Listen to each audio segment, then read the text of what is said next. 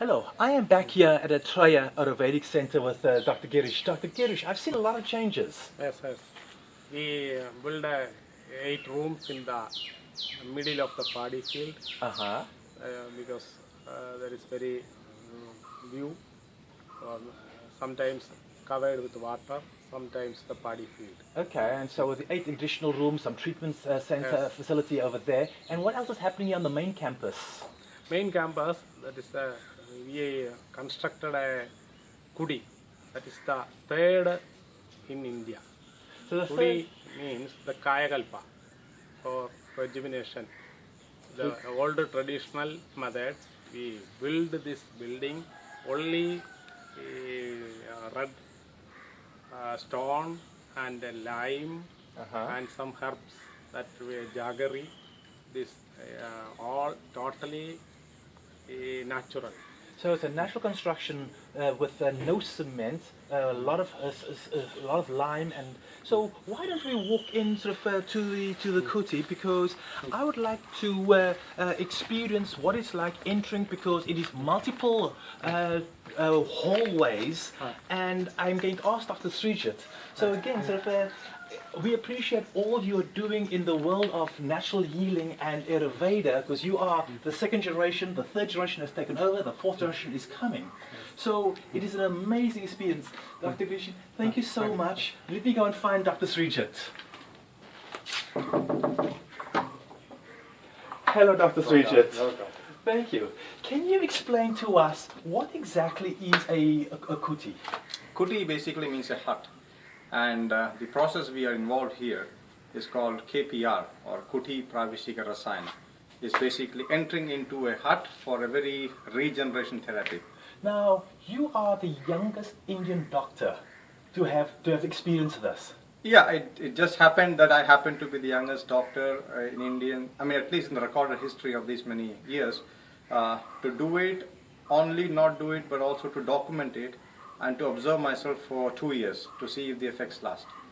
So we're about to enter, and we're about to enter a maze. So let's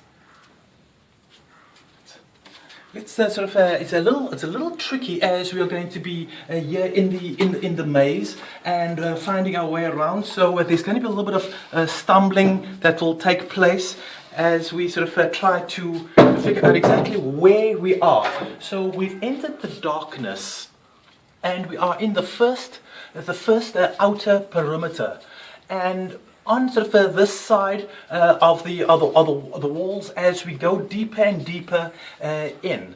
So we're going to be coming to a turn here in a second, and sort of we don't want Darling to stumble with the camera on the turn, and we are going to now come to the first door.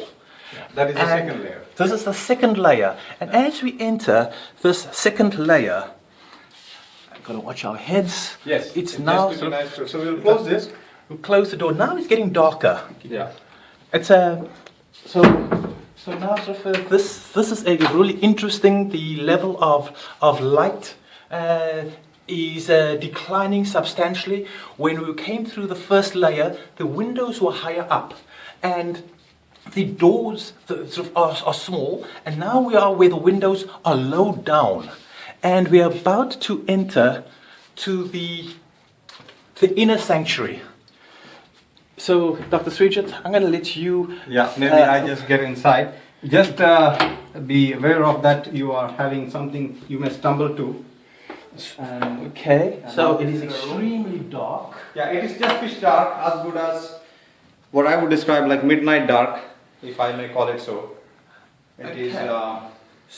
So we are in the inner sanctuary, and there is a bed off to the one side. There's a little table, a chair, and we have a bathroom off to the that side. the side. Now, Dr. Sreejit, tell me about sort of the preparation you went through to enter. Yeah, it is. The relevance of this topic is that it is one of the most anti-aging effect therapy, to say it socially easy, but in terms of medical value, it's a very regeneration therapy that has answers to many of the seemingly incurable ailments. That's what people are interested to know about.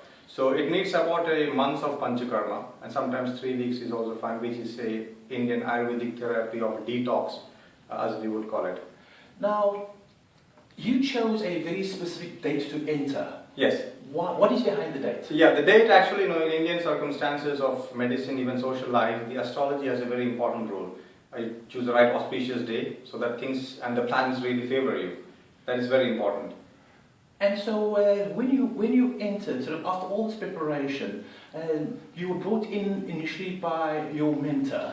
Exactly. I mean, this was nearly lost. It is, if I say, I will have to tell that these techniques or the therapies of Ayurveda, it was nearly lost to the Himalayan yogis who lived secret lives.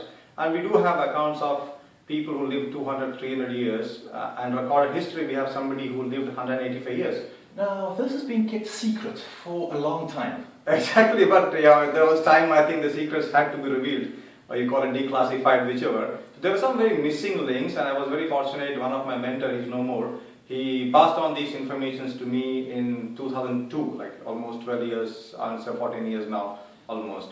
So on entering, what is the first thing that happened when you came in through this last door as we entered? What is going through your mind? It's kind of a very tough situation, imagining oneself to be 35 days without plain water, but of course some form of liquid or milk, or without having a shower for 30-35 days, without normal food, and so many other things, like without WhatsApp, let us say, if I call that way, without any communication from other people or anything. So it was kind of a fearful factor that was getting inside. For the first few days, then it's very easy. So you allowed yourself no books, no music, no contact with human life other than the person who would bring you the medicine. So-called food medicine. Yeah, exactly. The herbal, if I use that word, because the word we would use is KPR, like Kuti Praveshika Rasayana. So when we say it's Kuti, it's a hut, and Praveshika is entering, and Rasayana is the herbal medicine and the process of the regeneration also to it. So that happens only with the help of somebody who can bring the medicine to you, which has to be a bystander, somebody. So he's only contact person for me, or of course the doctor who would attend me. Like if I am the doctor, which we have already done here, then I am the one to be monitoring them every day. And that gives a kind of solitary confinement. Mm-hmm. Now you don't eat solid food. No. There is no regular food. No, it's actually the so-called normal food is denied, and that is taken over by special herbals, which have enormous, what I would call as age effects halting effect, such an effect that can really make us have better metabolic rate of the body's metabolism, and also what I would say the biological age is very much in a better shape. That's right. Now, we have flashlights on our faces for the purpose of filming, but actually inside of here, it is only the ambient light that actually enters. It's very, very low level light. Yeah. So this heightens your senses. Exactly. Actually, no. If I keep Ayurveda apart, I would have to just mention a keyword like melatonin, serotonin. I won't go to those details, but there's so much of dark room therapies happening around the world, and this every culture definitely has it. So basically, I think maybe if technically it makes sense, we may just switch off the light for and to feel how the room looks like if we have to do that. Yeah, why don't we and I'll speak in darkness then. I'll speak in darkness. So this is the feel that you will have. I mean, of course, the screen is just black now. I'm sure the camera, but it is like 30 days like this. The shorter versions also people do it, but I do 35 days. 30 is the minimum required typically. So this no sunlight. Basically, we are restricted, or rather we are selected, if I say that way, from the natural elements that really drain us in that sense. So now, so part of that natural element is actually normal in those first few days of adjustment to go through emotional journeys. What did you miss the most in the beginning? Well, I would say it is like the toughest thing is to confront oneself, and that's what happens. So this process, even though it has enormous medical utility and relevance, it has, I would say, quite a spiritual level to it also. And that those who have done, they really relate to that. So if I say plainly, I was missing human communication, but I thought the journey inside could always be also interesting, and that is what unfolded further on. Apart from the long-term medical benefits it came with. Now you have, and I'm going to turn the light back on. Yeah. This is a space that is roughly about 20 feet in length. So you're getting minimal exercise. Hardly any exercise, in the sense that I was spending somehow making sure that I walk at least 3 kilometers inside, because the medicine has to be digested, because the body is really getting rested. And that is how if I say something parameter wise measurable, my metabolic age, even though my biological age was 34 at that time, by the age showed like 21, actually, sorry, 23, 11 years youthfulness, if I say so, in all possible parameters of evaluation, even though mine was a normal case without any disease. So it is enormous youth promoting. Now, I want you to you mentioned you're walking 3 kilometers, but it's not 3 kilometers, you're actually walking backwards and forwards in this very small space multiple times for hours and hours. Yeah, it's like, it's one side you really have to be, it's like sensory inhibition, because there's no sunlight at all. 30 days there's no sunlight, and there is no wind coming by any means. Of course, you have air that is so filtered, whichever. And there's no plain water drinking in my case, but there are possibilities to have water, and no shower, and no music, and no reading, and no audio reading. So basically, all the sensory systems are nearly shut down, or whichever we call it. But still, the alertness is there. And I was spending time chanting mantras for 11 hours a day, which is fine. So let's talk about the mantras, because not only we were chanting mantras, but you also brought some very, very special things in here with you. Yeah. That has been a gift Darlene and I have received. Yeah. 2 of those particular gifts that accompanied you in. Explain a bit more. Yeah, it's actually called Rudraksha. It's a Indian trees seed, if we call it that. And it's very popular for spiritual purposes. It's such a powerful Rudraksha. Any Indian would know by and large. I mean, to call it, it's like the third eye of Shiva, some would call it, whichever. But we have our own tree, so I made sure that I cleaned and everything, made it, usable form. Took it along with me to the kuti, and there's a heart, special heart, and I was chanting mantras almost 11 hours a day.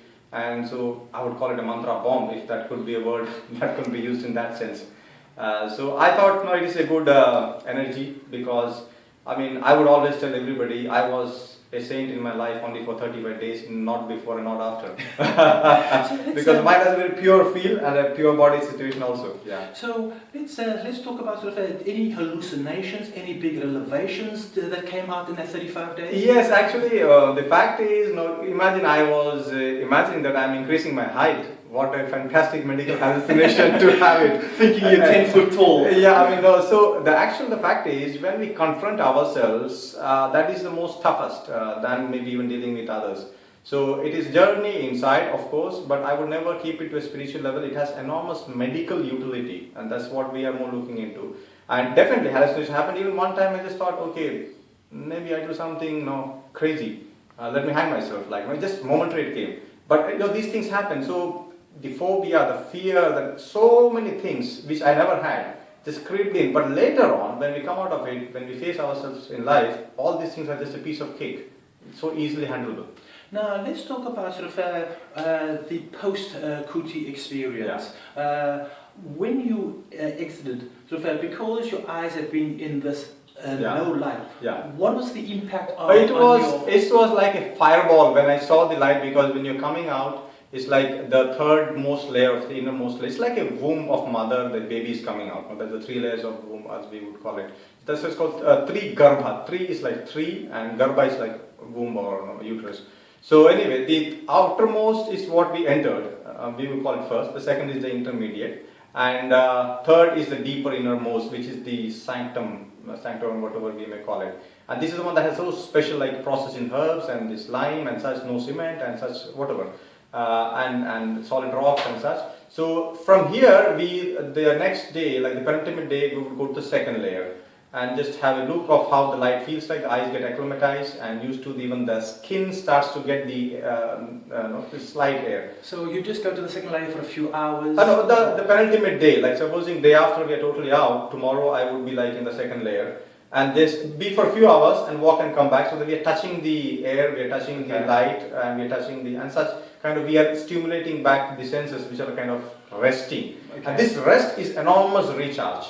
If I find my biological age, if it was 34 that time, and if it showed like 23, like 11 years of gain, if I say, It is just rest that makes it. And last day, the sunlight is just touched in the early mornings or early evenings. It's like a fireball.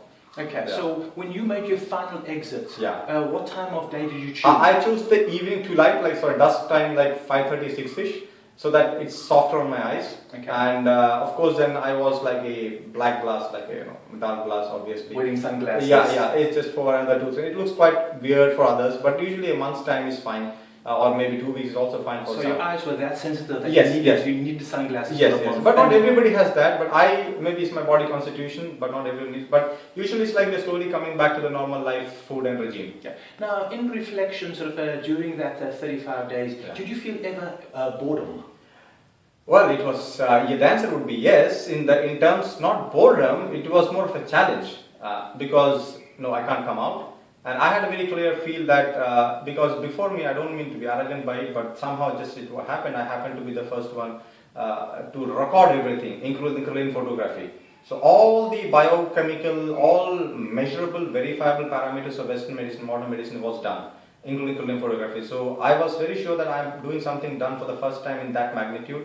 So I just said to myself, come hell or heaven, I become crazy or not, fighting myself and the loneliness and everything that is, this is being done for my mentors and this is being done for the ancestors of Ayurveda who gave this heritage to us. So that more than being boredom, it was a challenge, and that somehow could be made Now, through. when you entered, you had no idea if you could actually survive the 35 Oh days. yes. Actually, my wife said to me, if you get nuts, just come out. We will still welcome you. So it's like she said because And were there ever times in that 35 days that you felt like you wanted to walk out? Yes, definitely. It was the first 3 to 5 days is the most challenging thing. But again, it just the mind somehow tries to control us. And then at one side, I would think, wow, what a fantastic in recorded history. Only 25 people have done before me. And recorded history, perhaps I'm the first one to document everything. What a privilege. At one side, the other side of the mind would say, God, no WhatsApp for 1 month and no communication with anyone. I can't even talk to my son, not to my wife. I will have no clue what is happening. Only time I will be told to come out is when my wife is dead or my son is dead or my father is dead or my mother is dead. So that's the kind of conditions I put, kind of very strict Total conditions. isolation. Yeah, Total yeah, isolation. yeah. So that I figured also. So it's not a terminal thing, but it usually settles down and then we find changes happening inside itself. Regarding many things with memory and so many things, we find changes inside itself happening. So now that sort of you have 2 years post the Yes. Kuti experience, what are any significant changes to your body? Any things that stand out? The first thing, if I start the day, let me put it that way, because that's a way to describe it easy. The biological clock is very much adjusted. It's an automatic getting up at 3:30 in the morning. In typical Indian standards, they say that you should be getting up an hour and a half, which is a Brahma Muhurta, before the sunrise. That's the Vedic lifestyle, the Ayurvedic lifestyle of being up. So it typically should be 5. But in Tantric traditions, they always go by the temples and such, that religious methods, they always have 3:30 as getting up. So somehow the body is like, I just feel if somebody says, oh, come on, get up. And then I say, look, this is the, and so many of the patients, they would decide to call me at 4 or 4:30 in the morning for Skype from maybe US or maybe Australia or whichever. It's easy for you're awake. Then I'm awake. Now, as you look to the future of what is happening in the world today and the role that Ayurvedic medicine plays in the healing process, what do you see for the future for the Kuti as you've now built one? You and Dr. Girish have built this facility here at Australia. What's that future? Yeah, actually, the future is very bright and the scope is enormous, because the levels of immune compromised situations in people are increasing a lot. So this easily has a huge role for many conditions which are incurable in the so-called modern medicine, which is a great system, no doubt. Modern medicine is great, but we have plenty of role to enhance immunity and in the process help much better health for people. And also, this is a science I strongly wish that it can be propagated more. As of now, again, I don't mean to be arrogant, but only 3 physicians are doing in this setup. So now 2 are in Kerala and 1 is in Karnataka. And he's also my mentor in Karnataka, Dr. Abhilash Kadle. So other than these three, not many are doing. They don't have the infrastructure and such. So we need it to be more popular. Now, what about in the rest of the world, and what about of some of the other countries such as China or Tibet? Yeah. Any of those existing, anything similar? Yeah, I was told that they do practice in Thailand darkroom retreat, and I'm nearly sure that different. At least it was in Kazakhstan. At least somebody told me directly. And Germany, they have darkroom and such. Perhaps what makes the Indian system a bit different is that in that it's like a group event. There are many and such. Here you are single. You are the single candidate. And then there, I really doubt if they make always the herbs and such. It's more the dark room that is happening the way I'm told and the way I've read it. But here it is the herbals specific to ailments and specific to conditions. So that becomes quite a strong method. And I'm sure this was towards the Himalayas and the Tibet, it was there. And it went to the yogis and they maintained for a while before it slowly started to come back to normal public's welfare. Well, Dr. Sreejit, this has been an amazing experience. I want to thank you so much for sharing this for our viewers. Yeah. And I wish you extreme, many, many years of life and youthfulness. Yeah. And let's hope through Ayurvedic medicine and through all the efforts that have been done here in India, we can find alternative way of healing. So again, much appreciated. Thanks for everything done for us. Yeah, thank you. Okay, we actually went 20 minutes. Yeah. Oh, because it's 20 minutes holding, no? Yeah. Yeah, but Neil does that to me. Somehow I have to like put it on some